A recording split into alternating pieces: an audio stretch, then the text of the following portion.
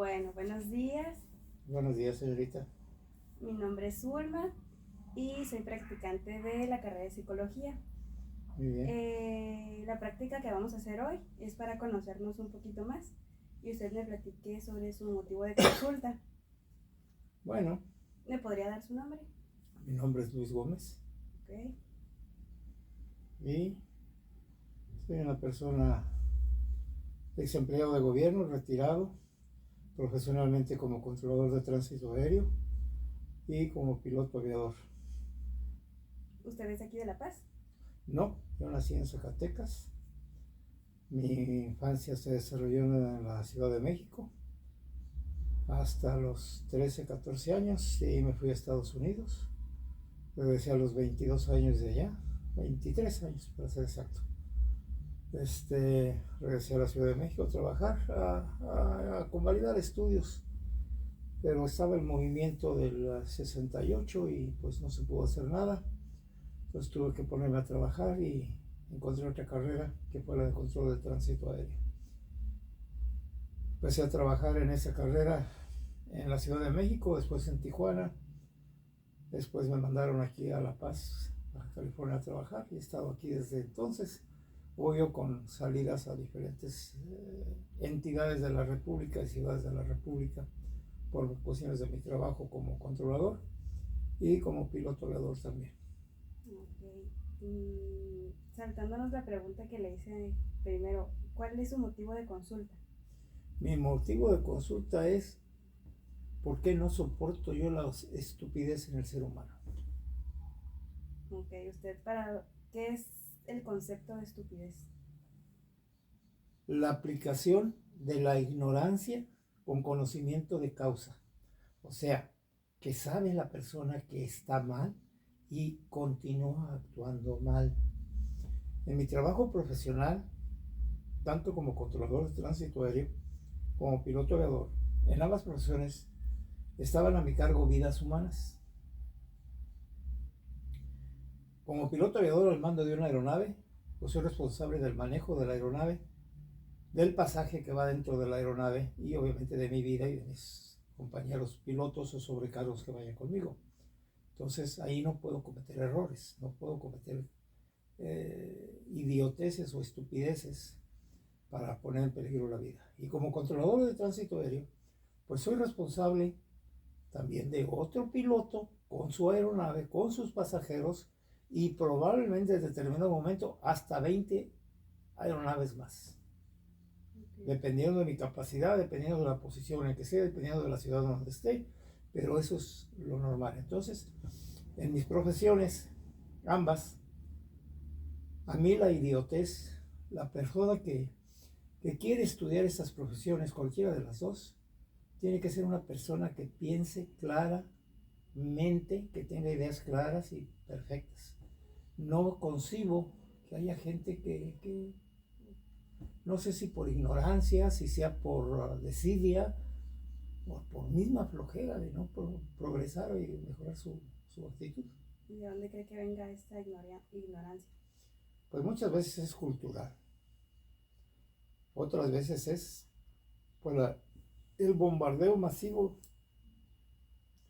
de estupideces como vemos en la televisión comercial, inclusive en las mismas ahora las redes sociales también, inclusive lo vemos ahora en los mensajes escritos de WhatsApp, el cambiar palabras, el cortar palabras, el poner emoticones en lugar de una palabra, etcétera, etcétera. Tal vez sea cómodo para los jóvenes, pero la cultura está yéndose al pique y ni modo, se está hundiendo y también sube el grado de estupidez de las personas. Inclusive con la cuestión de las conocimientos nuevos de computación, de internet, etcétera, etcétera, la gente se ha hecho más floja para estudiar, para leer, para comprender, para enterarse de lo que sucede a su alrededor. No quieren ver otra cosa más que reggaetones, música estúpida, o ver no sé, a mí me exaspera mucho esa situación, de la mentalidad del joven, especialmente los jóvenes ahora. Creo que la educación de los que nos dieron, yo me crió mi abuela y mi tío, y fueron bastante estrictos en ese sentido. Entonces no creo que sea bueno que ahora los jóvenes pues no tengan esa disciplina que nos inculcaron a nosotros, a nuestros adultos. Ok. Me comenta que se crió con su abuela y con su tío. Sí, ¿Y sus papás? soy huérfano de padre y de madre desde los 2 años de edad, y de padre a los 5 o 6 años de edad murió mi padre. ¿Y tiene hermanos? Tengo actualmente un solo hermano vivo. Fuimos 5 de familia. Los primeros dos, 6 más bien dicho. El primero nació prácticamente a las pocas horas o semanas, no sé cuánto, murió inmediatamente. El otro vivió hasta los 5 años, en aquellos tiempos por una fiebre tifoidea, que ahorita se curaría con alguna ampicilina, pero en aquellos entonces pues no había las medicinas adecuadas, y murió de fiebre tifoidea. Mi hermano, el más grande, murió hace unos 6 años, 7 años, de un infarto. Y sigue mi otro hermano que está viviendo en Estados Unidos, y luego yo. Y mi madre murió precisamente a causa de una infección ocasionada por el parto de una hermanita, que también murió a los, no sé, creo que un mes después de que murió mi madre. Entonces, mi padre nos crió junto con una tía, abuela, hermana de mi abuela. Nos crió hasta que tuvo un infarto y murió también. Y entonces fue mi abuela y mi tío, que vivían en la Ciudad de México. Nos llevaron a vivir con ellos. Nosotros vivíamos en Zacatecas, y nos llevaron a vivir con ellos. Y allá empecé yo mi infancia, prácticamente mis estudios de primaria, aunque ya había llevado parte del primer año de primaria en Zacatecas. Ahí terminé la primaria, la secundaria, y empecé la preparatoria. La preparatoria la vine a terminar en los Estados Unidos, y mi carrera profesional también allá. Regresándonos un poquito, ¿qué lugar ocupaba usted entre sus 3 hermanos? Era el más chico. El más chico. ¿Y cuánta diferencia de edad hay? Pero el más grande me llevaba 5 años, el otro me llevaba 3, no, sí, 3 años. El más grande nació en el 43, bueno, del que estaba vivo, en el 43, mi otro hermano en el 45, yo nací en el 47. Okay. ¿Y cómo? No, en el 44, mi otro hermano del medio, en el 44, nací en el 47. ¿Y usted cómo considera la relación que fue con ellos, o que es, o que fue? Pues yo creo que mi hermano, el que todavía vive, Alejandro se llama. Alejandro era una mamá gallina conmigo. O sea, siempre fui su hermanito menor, siempre me trató de cuidarme, de protegerme. El otro, el más grande, pues era más vago, más independiente. Desde joven se independizó, se fue por su lado. Y mi hermano Alejandro y yo pues convivimos un poco más, aunque somos de diferente carácter y pensamos cosas diferentes. Pero llevo muy buena relación con el hermano que me queda vivo. ¿Y con su tío? Con mi tío, es una de las personas que más he admirado en este mundo. No solamente porque me crió, además era mi padrino. Y más que padrino o tío, fue un padre para mí. Me abrió los ojos a muchas cosas en la vida, estudios, personalidad. Él fue actor de cine y teatro, y fue ferrocarrilero. Entonces él, no sé cuántas películas hizo, una cuestión de 70 y tantas películas filmó, con grandes actores de aquella época como Pedro Armendáriz, Carlos López Moctezuma, María Félix, Silvia Pinal, en fin, Claudio Brooks, en fin, una cantidad de actores de otros años que probablemente ni sepas ni hayas oído hablar de ellos. Entonces, él fue una persona autodidacta. Él estudió hasta el 4º año de primaria, porque él es producto también de una orfandad debido a la Revolución Mexicana. Uh-huh. Igual fue mi padre. Mi padre eran medios hermanos, no eran hermanos más que por parte de madre. Mi abuela la que me crió precisamente, se casó con mi abuelo, el padre de mi padre, y en esos días empezó la revolución y mi abuelo trabajaba en Correos de México y llegaron tropas revolucionarias. ¿De qué grupo? ¿Quién sabe? Pero agarraron a la gente que estaba en el correo y porque estaban ahí y eran empleados federales los fusilaron. Tardó 7 años en volverse a casar mi abuela y tuvo a su segundo hijo, que fue mi tío.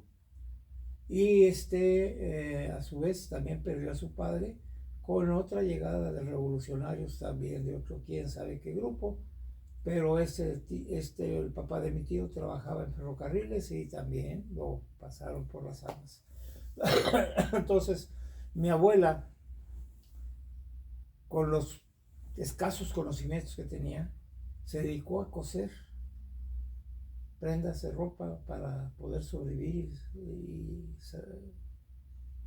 sostener a su familia, a sus 2 hijos. Mi padre estudió comercio, no sé hasta qué grado realmente, no tengo ni la más remota idea, porque sé que se dedicó a ser comerciante, hombre de negocios. Trabajó para una empresa ahí en Aguascalientes, donde era original él, y la familia de mi abuela eran originarios de ahí de Aguascalientes. Y se casó con mi madre, que era de Guanajuato. Entonces, pues mi padre logró salir adelante, sobresalir, puso su propio negocio, bueno, lo mandó la empresa a Zacatecas y ahí en Zacatecas se independizó él y puso su propio comercio, su compraventa de cereales y forrajes. O sea, él compraba a los agricultores,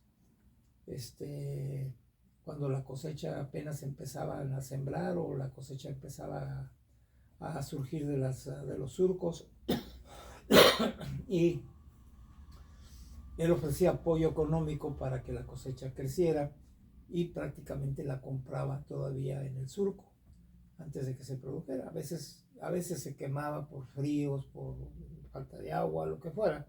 A veces perdía, a veces ganaba. Terminó teniendo un rancho, compró un tractor inclusive, eso, me acuerdo todavía de eso, pero murió de un infarto y ya no prosperó. Lo que teníamos en Zacatecas se vendió y nos fuimos a México. O sea que cuando él falleció ya nadie continuó con ese negocio. No, ya nadie, el negocio se cerró, se vendió el tractor, se vendió el rancho, se vendió la casa que teníamos allá. Y nos fuimos a vivir a México con mi tío, y mi tío, pues no estaba, era un hombre soltero, un bohemio de corazón, no mujeriego, era un tipo galán, sí. Tuvo muchas actrices de su época, Elsa Aguirre, Anita Blanche, Ana Luisa Pelufo, varias actrices muy guapas, que fueron sus, digamos, amigas con derechos. ¿Y es cuando empezó a interactuar con su tío y con esas amigas que usted sabía qué es lo que hacía con las amigas? Pues desde chico, desde que tuve uso de razón. Él como actor fundó en los Ferrocarriles Nacionales de México, fundó una academia teatral que se llamó el Teatro Obrero de México. Yo era muy tímido, era un niño muy tímido, muy retraído. Y mi tío me hizo que sobrepasara ese estatus de timidez, llevándome a que tomara clases de actuación. Sí me gustaron, pero no como para dedicarme a eso. Como niño, tenía muchas ideas de querer ser algo que, no sé, inclusive no sé qué niño no haya soñado con ser bombero, policía, piloto aviador. Yo también lo soñé, piloto aviador. Nunca me imaginé que iba a terminar como piloto aviador, la verdad. Pero porque pasando los años se fueron cambiando las percepciones de lo que es la vida. Pero en fin, así fue como estuvo mi infancia y parte de mi adolescencia. En Estados Unidos, pues fue otra situación totalmente diferente, otra cultura, otras relaciones. ¿Y cómo fue que estaban en México y de México se fueron a Estados Unidos? Mi tío se casó con una norteamericana y la norteamericana quería regresarse a su país. Mi tío nos dijo a mi hermano y a mí que si queríamos ir con ellos o si nos quedábamos en México, que él nos iba a mandar dinero y nosotros podíamos seguir. Y la verdad, pues yo, la curiosidad de ir a otro país, de enfrentar otra situación, conocer más gente, conocer otras cosas, pues me calentó la cabeza y nos fuimos a Estados Unidos. ¿Y en qué etapa se encontraba usted de escolaridad cuando se fue a Estados Unidos? Estaba yo, a mí me tocó el cambio de años de estudios en preparatoria. Yo cuando ingresé a la preparatoria, el primer año de preparatoria, me tocó la preparatoria con 2 años. Y ahorita serían 4 semestres. Entonces, en aquel entonces no eran semestres, eran años de escuela. Entonces me tocó 2 años. Pero terminando el primer año de preparatoria, nos llegaron con la novedad de que teníamos que cursar un tercer año de preparatoria. Y vino el cambio de la ubicación de la escuela. La escuela que yo empecé a estudiar era la Prepa 4, que estaba ubicada en Puente Alvarado, y en la Ciudad de México, en el centro, casi en el centro de la ciudad, muy cerca del centro. Y la escuela esa, el gobierno decidió que era un edificio antiguo que había que conservarlo, no como escuela, sino como otra cosa. Entonces se construyeron escuelas nuevas, la preparatoria de Tacubaya, la de Coapa y otras preparatorias nuevas. Las preparatorias tienen el antecedente administrativo que pertenecen a la UNAM, o sea, la Universidad Nacional Autónoma de México.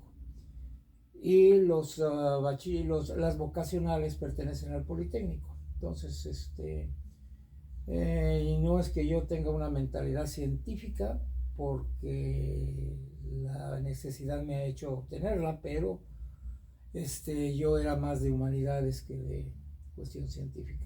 Entonces me inscribí en la prepa, y estando ya en el segundo año, terminando el segundo año de preparatoria, nos fuimos a Estados Unidos en fin de año. Los años escolares se iniciaban en enero y terminaban noviembre, principios de diciembre.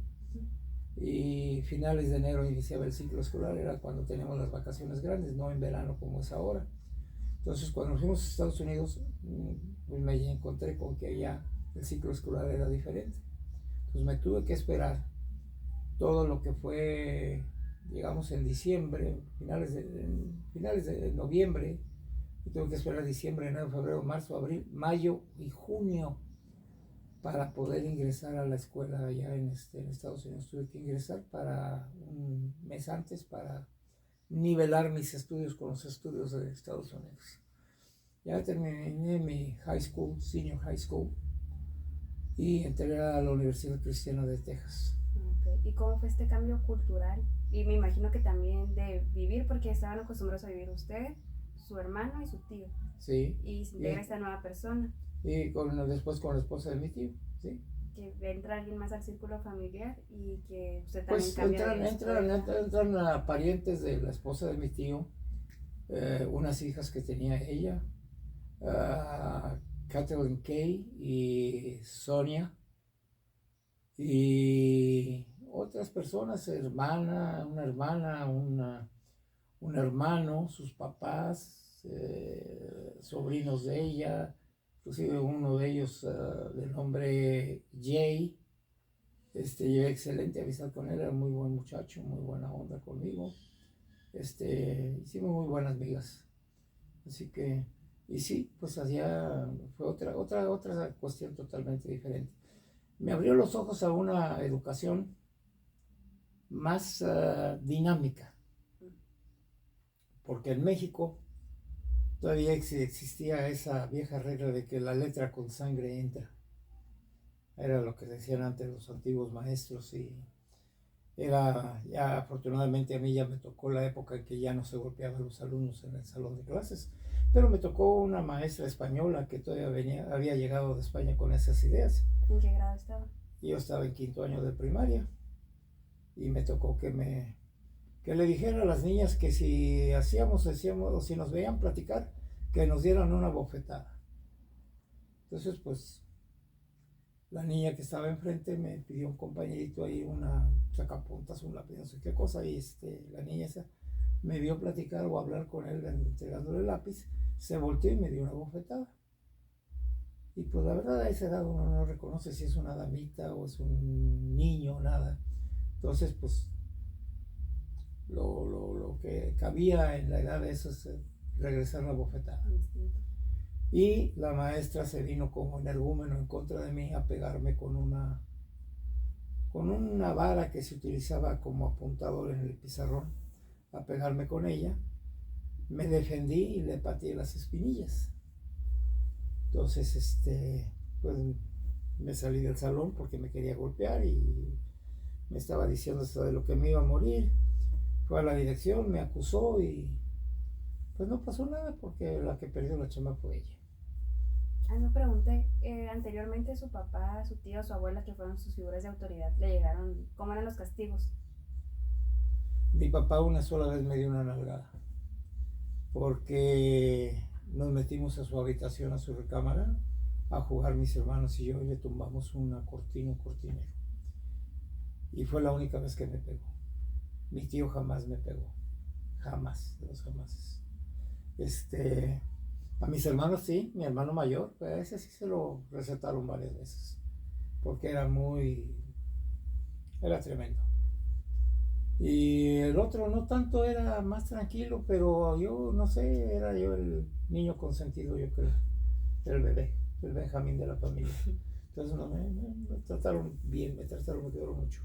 Mi abuela era una persona muy seca, muy sobria, muy seria. Sin embargo, era muy cariñosa, su trato, pese a la edad que tenía ella, que pues después de tantos años de trabajo, de cuidar a su familia, cuidar a un chamaco, levantarlo en la mañana, prepararle desayuno y mandarlo a la escuela, en fin, fue un trabajo pesado para ella. Lo sé, ahora lo comprendo, ahora que ya estoy con esta edad y que tengo una nieta media especialita.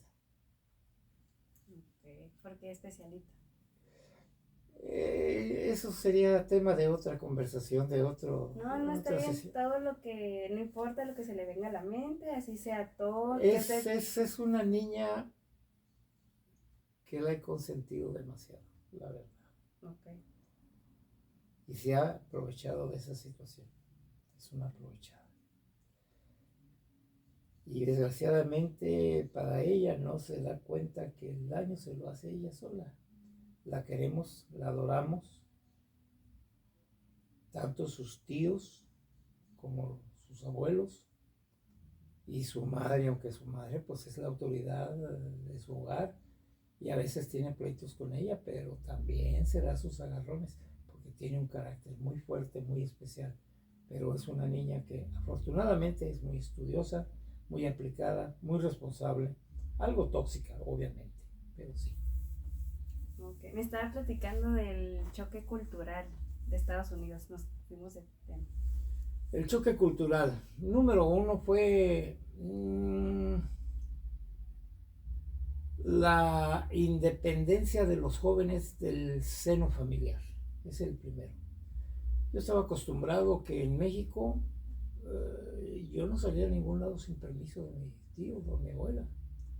Inclusive cuando salía a algún lado tenía que avisar yo. A mí no me ponían hora para llegar. Claro, cuando estaba más chico sí me ponían, vente aquí, te quiero a las 11 de la noche.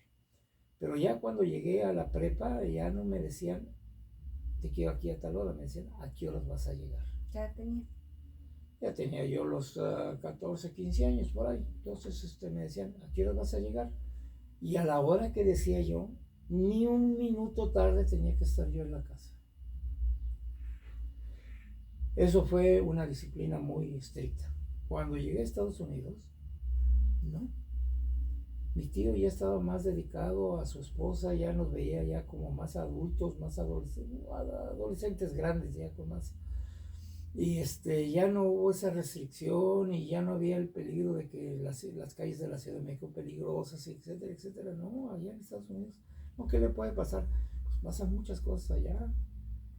Primera, la cultura, la cuestión económica, que cuando yo estaba en México, qué esperanza, yo creo que el más rico de la clase media en la que yo me desarrollé, cuando mucho tenía una bicicleta o ya exagerado, ya en la prepa, una motocicleta, y unos pocos empezaban a manejar el carro de mamá o de papá, y se los prestaban para ir a la escuela ocasionalmente. Y manejaban el carro de mamá o papá, pero no tenían carro propio. Y al llegar a Estados Unidos, casi todos los muchachos de mi edad tenían carro, muchachas y muchachos tenían carro. Era raro que llegara, que alguien que llegara en bicicleta, sí había, pero eran muchachos de grados inferiores. Entonces, esa independencia que te da tener un vehículo, el hecho de que viernes y sábado en la noche te vale cacahuate y te vas con los amigos, que al autocinema, en aquel entonces eran lugares donde iba uno con su carro y se metía con todo el carro al cine y ponía una bocinita ahí en la ventana del carro para escuchar lo que decían allá en la pantalla gigante que estaba enfrente. Y se bajaba uno del carro para ir a comprar palomitas y refrescos, etcétera, etcétera, y aprovechaba el carro para cierta intimidad y otras cositas ahí con la amiga, la novia, lo que fuera. Entonces, fueron muchos cambios muy drásticos. Y la cuestión de la escolaridad también fue muy diferente. En México era más estricta la cuestión de los programas de estudios, a pegarse a ellos. Acá en Estados Unidos era investigación. No era como en México. En México no nos dejaban investigar. Nos convertimos en repetidores de la instrucción, pero no en investigadores. Eso ha sido un problema en la educación en México. Todavía sigue siendo un problema actualmente. Actualmente sigue siendo un problema. La educación en México está muy mal todavía. Pero ojalá cambie poco a poco.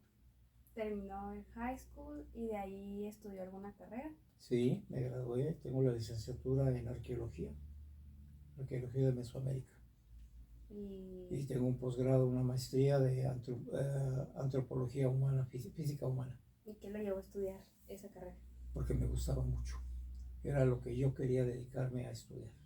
Ser antropólogo, ser arqueólogo, más arqueólogo que antropólogo. Admiré mucho siempre la cultura de Mesoamérica, nuestras raíces indígenas, tanto los preaztecas y premayas, desde los olmecas, zapotecas, mixtecos, mayas, mexicas, ancolúas, tecpanecas, lo que tú quieras. Y las grandes migraciones que vinieron desde Asia hacia América y dejaron rastros de su cultura a lo largo de su camino desde Alaska, desde el estrecho de Bering hasta Tierra del Fuego. Pero obviamente me enfoqué más a Mesoamérica.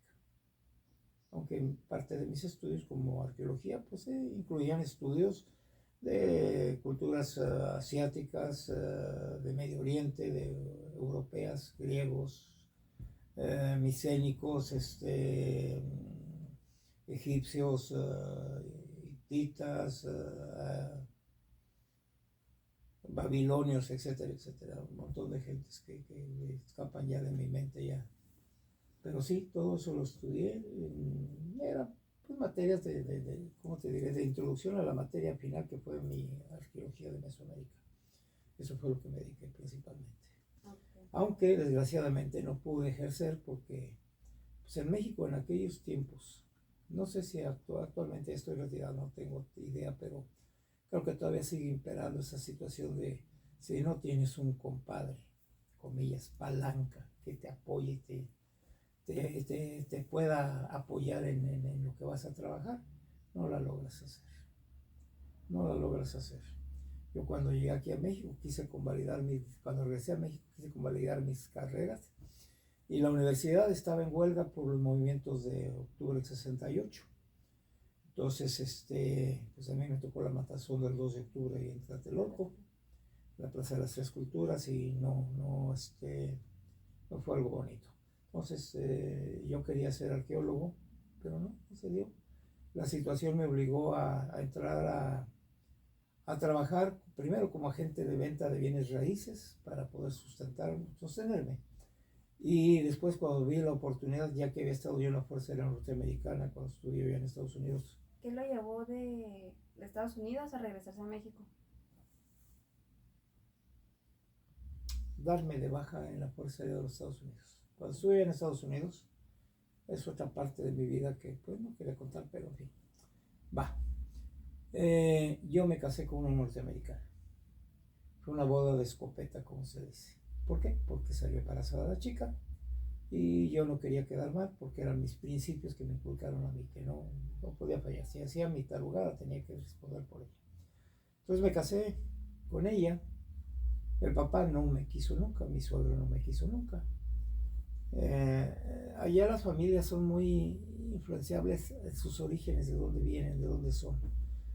Esta novia que tuve o mujer que tuve, sus orígenes eran germánicos irlandeses.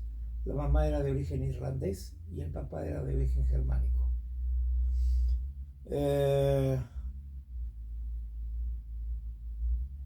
Se apellidaba Swindle, pero se escribía como se escribe en alemán, pero en el alemán es Swindle, pero en Estados Unidos se llama Swindle, y Swindle es un ladrón, o sea, es un estafador, eso es lo que quiere decir la palabra. Pero la chica pues era compañera mía en la universidad y nos conocimos, nos caímos bien, nos enamoramos y pues una cosa llevó a otra. Y cuando me casé solicité, yo tenía nada más papeles de estudiante en Estados Unidos. Entré a Estados Unidos como turista, pero después cambié mi estatus a estudiante para poder estar más tiempo allá. Como turista me daban 6 meses nada más de estar allá y tenía que salir y renovar visa y volver a entrar. Okay. Entonces, ya como estudiante me dieron permiso durante 4 años. Entonces y ya cuando me casé dije, bueno, pues voy a solicitar mis papeles. Y sí, me llegaron los papeles, pero antes que eso me llegó la orden de reclutamiento. Hay que recordar que en aquellos tiempos era la guerra de Vietnam. Y a mí me tocó estar en la guerra de Vietnam. Me di de alta en la Fuerza Aérea de los Estados Unidos. Estudié control de tránsito aéreo, navegación, fui oficial de bombardero. Volaba yo como parte de la tripulación de una Boeing B-52 de la Fuerza Aérea de los Estados Unidos. No del grupo táctico estratégico, sino del grupo normal de bombarderos. Entonces, pues me tocó ir a Vietnam. Estuve en Da Nang, cerca de la frontera con Vietnam del Norte, en Vietnam del Sur, ahora ya es un solo Vietnam. También me tocó estar en Okinawa, en Japón. Y también estuve en Alemania, en Frankfurt y en Inglaterra como enviado de las Fuerzas Armadas de los Estados Unidos a sus lugares. ¿Y cuánto tiempo duró prestando sus servicios? Casi los 4 años. Y cuando recién entró, pues me imagino que era la mayor parte de los integrantes estadounidenses. Sí, había de origen latino, había negros, había blancos, había, yo creo que hasta morados, había de varias partes del... Yo me acuerdo que en el grupo donde yo estuve, en el grupo de adiestramiento primario, había 2 mexicanos nacidos allá en el estado de Texas, en Estados Unidos, y había un colombiano y otro, no sé si era venezolano o peruano, que no la llevaba muy bien con él, pero y con los tejanos tampoco la llevaba muy bien. Lo que pasa es que el mexicano que ya reside o que ya es natural de allá o que nació allá, ya no respeta sus raíces latinas o mexicanas. Es una persona prepotente porque el norteamericano sajón o anglosajón lo menosprecia, lo hace menos. En esa cultura en Estados Unidos hay una situación muy especial del racismo, del odio racial. Los blancos no soportan a los negros. Los negros no soportan a los blancos ni a los latinos. Los blancos no soportan a los latinos ni a los indígenas. Hay que considerar que cuando los ingleses llegaron en el Mayflower, allá a las costas de Nueva Inglaterra, y desembarcaron,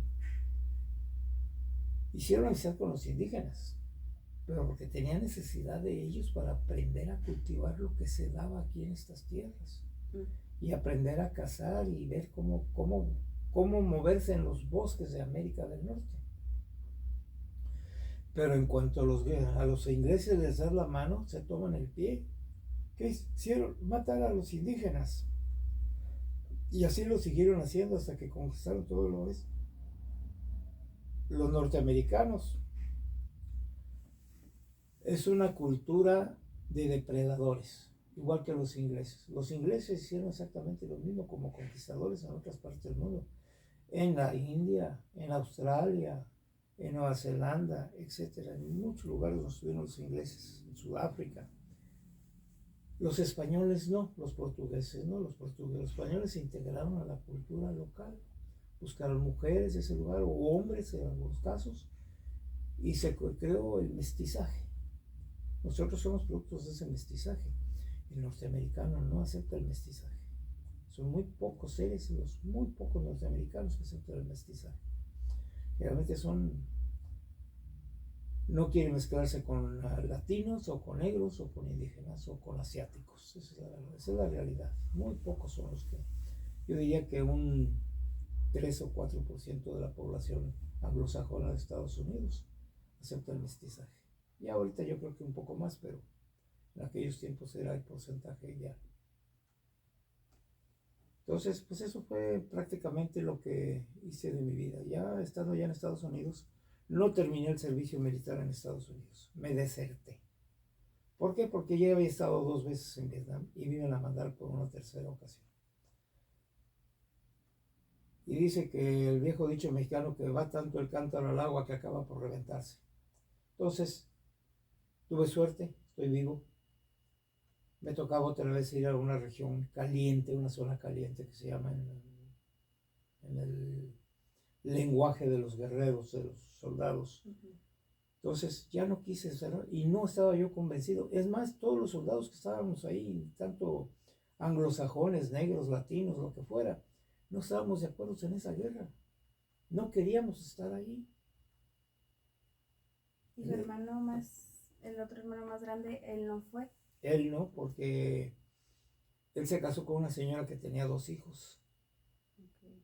Y luego la señora se embarazó y eran 3, entonces ya pasa a... Yo estaba en la categoría A1, o sea, era de las primeras monos que van a mandar de carne de cañón. Y mi hermano era F3. Entonces eso, solamente que invadieran los rusos o chinos o cubanos a Estados Unidos, entonces lo iban a mandar a la guerra, pero de otra forma no. ¿Y realizó alguna amistad dentro de esos 4 años? ¿Con norteamericanos? Sí, con varios, sí, llevé amistad, llevé buenas relaciones.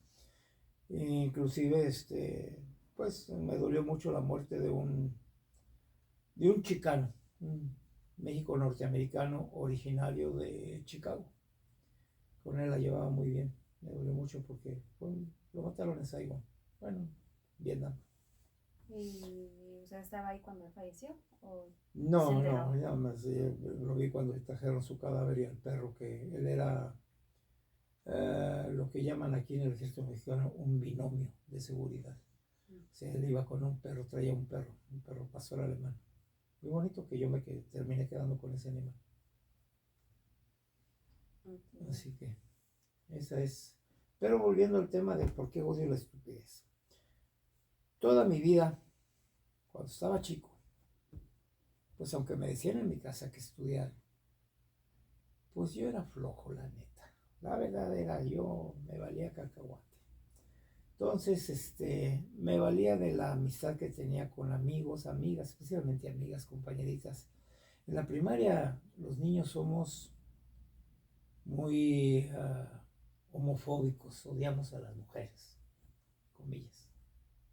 O sea, no homofóbicos de odiar a los hombres, sino odiamos a las mujeres. O sea, a ese sexo lo odiamos. Las niñas de allá por allá y los niños por acá.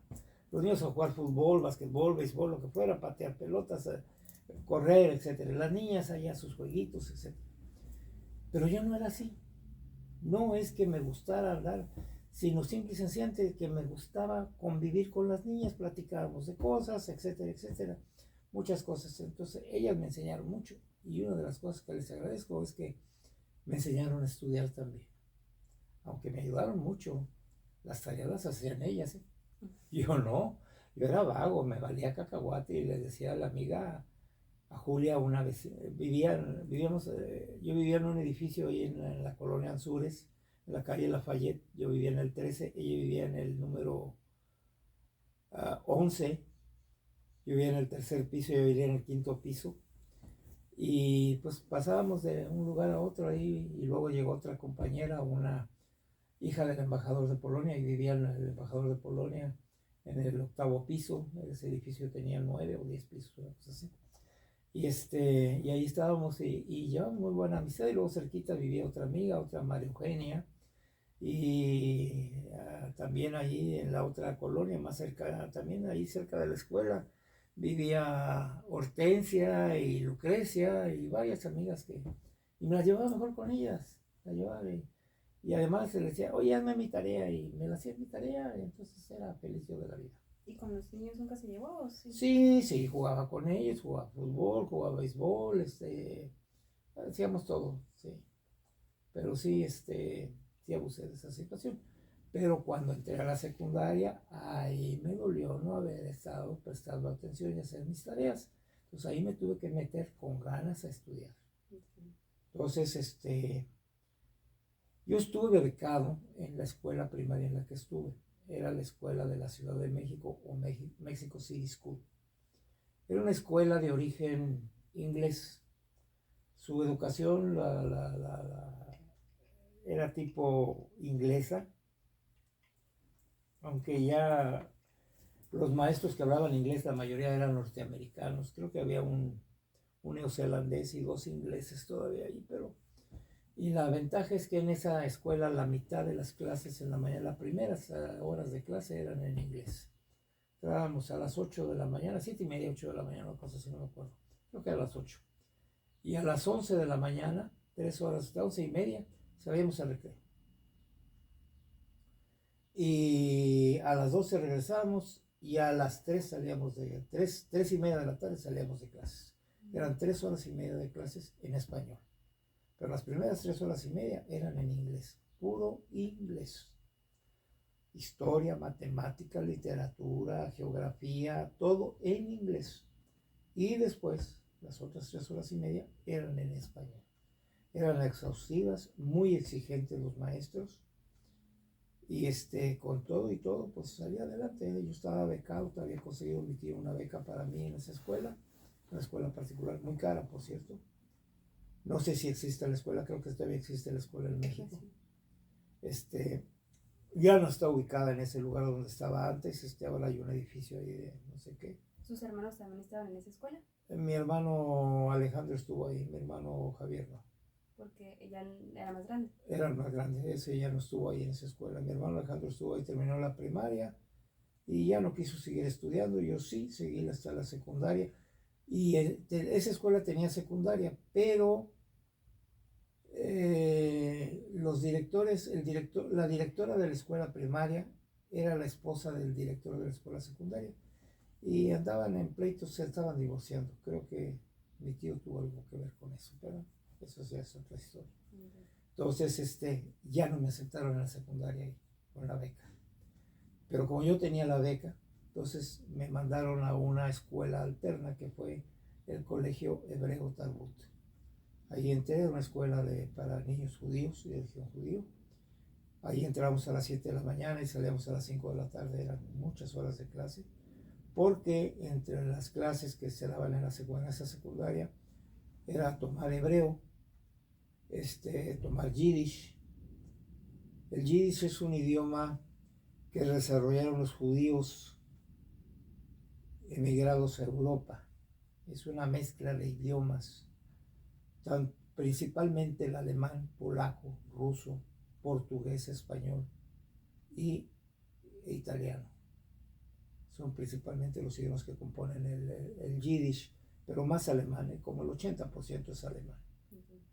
Entonces, enseñaban ese idioma porque Israel era un estado que acababa de nacer. Israel nació en el 1948, después de la Segunda Guerra Mundial. Fue creado por la Organización de las Naciones Unidas para darles un hogar a los judíos que fueron desterrados de Israel desde la época de los romanos, en el año, no sé, 200 y tantos, 300 de nuestra época, que se creó la diáspora de los judíos y los romanos los corrieron a todos de la tierra de los filisteos. Actualmente filisteos significa palestinos, por cierto, ¿eh?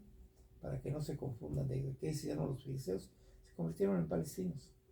Pero esa tierra era de los palestinos, sigue siendo de los palestinos, nada más que metieron a los judíos ahí y pues siempre han causado problemas esos señores. Pero sí me tocó aprender algo de hebreo, algo de yiddish, y obviamente la escuela era muy buena escuela, lo que sea cada quien, pero no me llevaba yo ya bien ahí con los compañeros. Eran clase muy alta, muy de mucho dinero, también muy racistas.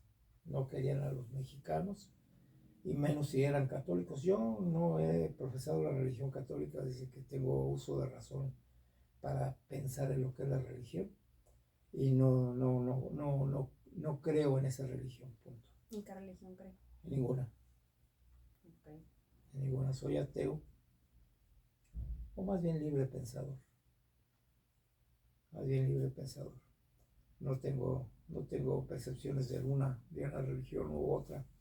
Tanto aprecio los preceptos budistas como los principios morales de Cristo, como las enseñanzas de Alá a través de Mahoma, de su profeta. Entonces, el Corán tiene cosas muy buenas, lo que sea, igual que la Biblia, excepto que la Biblia es un cuento nacido del zoroastrismo, que es la primera religión prácticamente monoteísta que se cree en el mundo, no es el judaísmo. Pero en fin, son cosas que no vamos a entrar en cuestiones de religión. Entonces, volviendo al tema, ¿por qué no soporto la estupidez? Porque todo mundo tiene, hasta el más tonto, hasta el más humilde, hasta el más rico, lo que sea, todo el mundo tiene la oportunidad en este mundo actualmente, casi en todos los países, no diría que en todos, pero casi en todos los países, de superarse, de prepararse, de estudiar, de despejar su mente, de cultivar su inteligencia. Y hay gente que no lo hace porque no lo hace. ¿A qué cree que se deba que no lo haga? Conformismo. Aunque yo diría una palabra más lepra y grosera. Diría valemadrismo. Okay. O sea, que les vale un cacahuate. ¿Y por qué cree, o qué influencias tiene que ver que la persona tenga este valemadrismo? Yo creo que es cuestión cultural también, y es cuestión de educación familiar. Mira, yo tuve la oportunidad como controlador de tránsito y jefe de la torre de control en este aeropuerto. Hace años, cuando empecé yo como controlador de tránsito aéreo, empecé a trabajar para una empresa particular que se llamaba Radio Aeronáutica Mexicana, SADCB. Esa empresa era una empresa creada por varias líneas aéreas, primordialmente Pan American Airlines. Uh-huh. En México, cuando se iniciaba la cantidad de vuelos en aviones pequeños de aquellos entonces, DC-3, DC-2, Boeing 247, Stearmans, aviones chicos, inclusive con cabina abierta, aviones con capacidad de 10, 5, 12 pasajeros cuando mucho. Entonces, esos aviones llegaban a un campo, no a un aeropuerto, a un campo ahí en la Ciudad de México, que se llamaba Llanos de Balbuena, cerca de lo que es actualmente el aeropuerto de la Ciudad de México. Eran a las orillas del lago de Texcoco, eran terrenos macizos, duros, con zacate semiárido ahí, arenoso el terreno, pero firme. Y los aviones aterrizaban y despegaban ahí, nada más en contradirección del viento, ahí no había pista. Lo que les parecía mejor era un terreno llano. Bueno, no sé cuántos metros, pero es un terreno llano. Pero empezaron a llegar 2 o 3 aviones al mismo tiempo y todos querían aterrizar al mismo tiempo.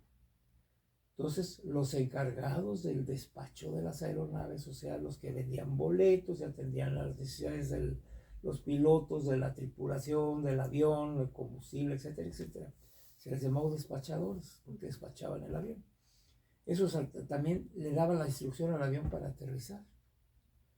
Entonces, cada despachador de una línea era, por ejemplo, Braniff, o Pan American, o Eastern, Western creo que también ya volaba en aquellos entonces, American Airlines, TWA, que eran líneas. Mexicana ya empezaba a volar. Mexicana fue creación de Pan American, por ejemplo. Aeroméxico no fue creación de Pan American. Aeroméxico surgió de una línea que se llamó Aerovías Rojas. Pero en fin, esa es otra historia, esa historia de relación. Pero todos querían aterrizar, entonces pues había peligro de colisión al momento de aterrizar, porque se enfilaba una aeronave y la otra se enfilaba por otro lado y ahí venían a aterrizar en sentidos cruzados y hasta que una era el juego de la gallina, el que primero se asuste se va al aire, y así sucedía, el que no aguantaba se iba al aire y el otro aterrizaba. Pero así era. Entonces Pan American se juntó con los demás representantes de las líneas aéreas y dijeron, bueno, vamos a organizar este sistema de control de tránsito aéreo, y se organizó, se creó la primera empresa de control de tránsito aéreo, que se llamó Aeronautical Radio Incorporated de México. Y los controladores, las personas que eran los que mandaron a entrenar como controladores, pues me acuerdo de varios nombres porque me tocó todavía trabajar con muchos de ellos. Jorge Méndez Alemán, hermano del actor Julio Alemán, por cierto, me tocó como compañero en Tijuana. Manuel Benet también me tocó como compañero en Tijuana. Enrique Barrueta también compañero en Tijuana. Luis Álvarez Melgoza también compañero en Tijuana. El señor Raúl Carreón en México. El señor Joe Armendáriz, mejor conocido como el GI, también en México. El señor Iriondo en México. En fin, muchos controladores de aquella época que me tocaron convivir, y hay que considerar que en esos entonces fue en 1946 o 47 que los mandaron a Nueva York a estudiar a esas gentes, y eran empleados de varias líneas aéreas. Eran empleados. ¿Tocó ir? No, yo apenas estaba recién nacido, en 40 y tantos. Bueno, qué pena. Sí, no me tocó ir a Estados Unidos. A mí me tocó tomar la educación en México.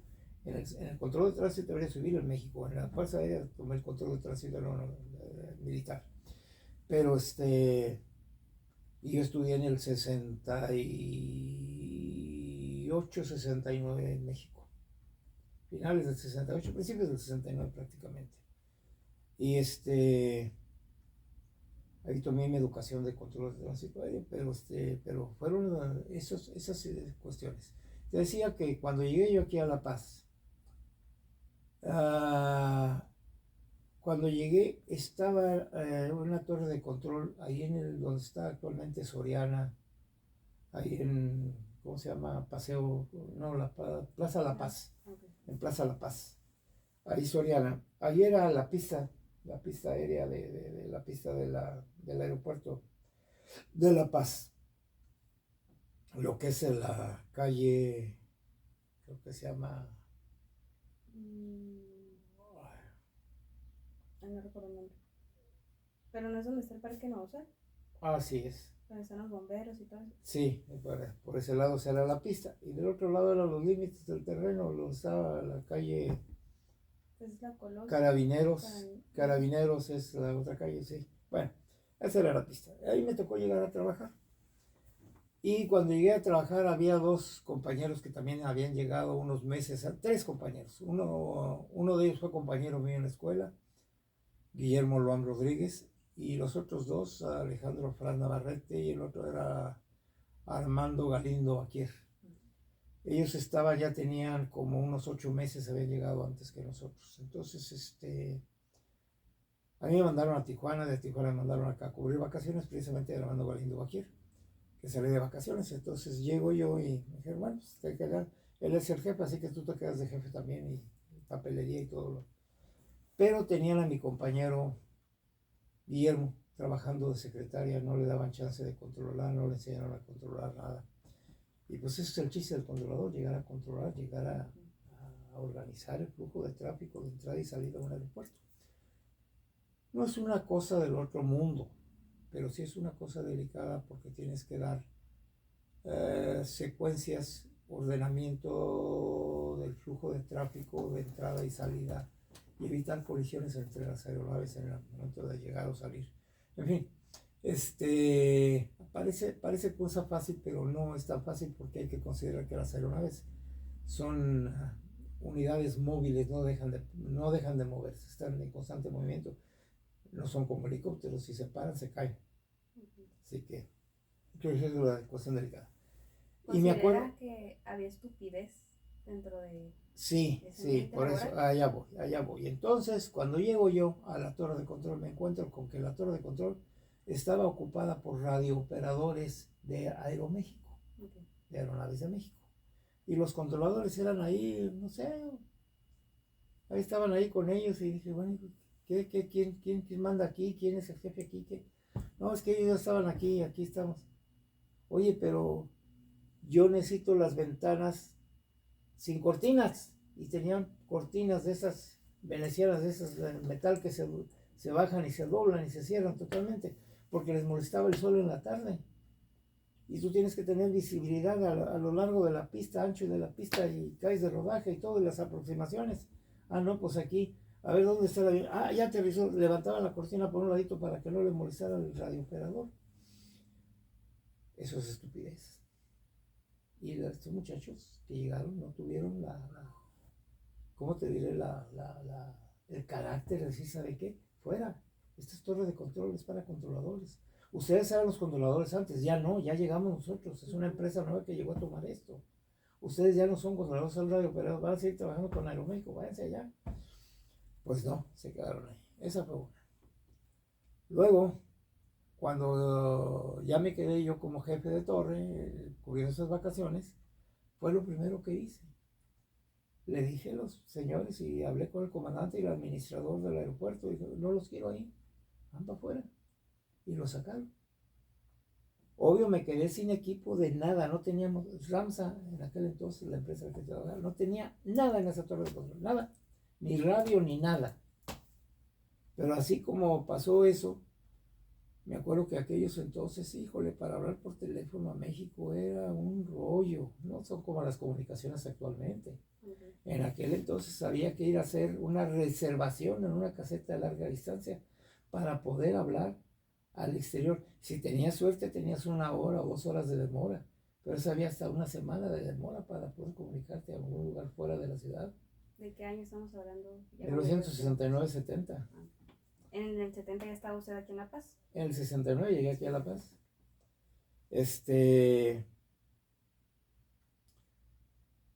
Lo que pasa es que cuando me doy cuenta de eso, hablo yo a México, logro conseguir una comunicación con el señor Raúl Arechiga, el viejo, no el que fue después dueño de Aerocalifornia, sino el papá de ese señor. Un señor muy dinámico. Tenía una comunicación con banda lateral con una estación de radio comunicación allá en San Diego, que se llamaba KJIM, KJIM. Entonces hablabas con banda lateral, muy buena señal, y ellos te comunicaban a través de la red de microondas de sus teléfonos, te comunicaban hasta El Paso, y del Paso pasaba la señal a Juárez, y de Juárez era por microondas hasta México. Entonces para poder hablar tenía que hacer toda esa vuelta hasta llegar a la Ciudad de México. Y hablé con los jefes y dije, ¿sabes qué? No tengo eso. No. Al día siguiente, empresa particular, al día siguiente estaban 4 personas que llegaron de México con todo el equipo que necesitaban. ¿Cuántas personas eran en la torre de control? Éramos 4. En aquel entonces éramos 4. 3 en ese momento porque uno estaba de vacaciones. Se instaló todo, quedó trabajando y ya entregué la posición cuando regresó de vacaciones el otro compañero. Me dijeron, ahora te quedas ahí un mes más y luego vas a cubrir las vacaciones de fulano y tal, y luego te vamos a mandar a Culiacán, y así estuve toda la zona noroeste de México. Pero en fin, la cuestión es que vi la estupidez en la gente que no tenía la decisión, la voluntad o el carácter de tomar al toro por los cuernos y enfrentar la realidad. Después, cuando estábamos ahí en la torre, pues necesitábamos que alguien hiciera la limpieza. Pues como no había quien la hacía, pues yo agarraba el trapeador, la escoba y le daba una trapeadita y una barridita y ya la torre no podía estar sucio. Pero que no lo hacía, ni por su... Entonces no lo hacía. Entonces hablé con Ramsa y me autorizaron a contratar a una persona que hiciera la limpieza. Entonces hablé con la empresa de servicios que daba la limpieza al aeropuerto, ahí en el aeropuerto de La Paz. Y me dijeron, no, es que no nos conviene, y te cobramos tanto. Y hablé con ellos, me dijeron, no, es mucho dinero. Entonces el gerente de esa empresa, Lavatap, se llamaba la empresa, me dijo, habla con fulano de tal, a lo mejor él puede en un ratito en la mañana, que llegue más temprano y te limpia la torre y en la tarde te da otra limpiada y ya se va y le das una lana. Y así lo hice. Y ese señor me dijo, sí, te voy a mandar a mi hijo. Y me mandó a su hijo. Ah, hijo. Ahí está la estupidez en persona. Un muchacho